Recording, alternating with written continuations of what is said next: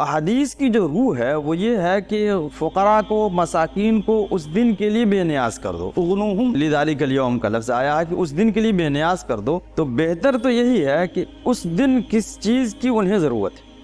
तो उस दिन अगर हम गेहूँ देते हैं तो गेहूँ को कब पिसवाएंगे, फिर ईद के दिन जो ज़रूरत लगती है क्या गेहूँ से पूरी हो सकती है, इन तमाम चीज़ों को देखते हुए हमें वो चीज़ें देनी चाहिए जो ईद के दिन ज़्यादा काम आने वाली हो। अहादीस के अल्फाज साफ है कि अगर सदक़े फ़ित्र नमाज से पहले नहीं बंटता है तो सदक़े फ़ित्र अदा नहीं होता है। नमाज के बाद में अगर सदक़े फ़ित्र बांटा जाए तो ये आम नफली सदका होगा। और सहाबा रिदवानुल्लाह अलैहिम का ये तरीक़ा रहा है कि वो कभी कभी सदक़े फ़ित्र को ईद से 2-3 रोज़ पहले ही बांटना शुरू कर दिया करते थे। बहुत बार ऐसा होता है कोई नॉन मुस्लिम इस वक्त जो है आपके पास से आप सदक़े फ़ित्र बांट रहे हैं, नॉन मुस्लिम आ गया, तो फिर उस सूरत में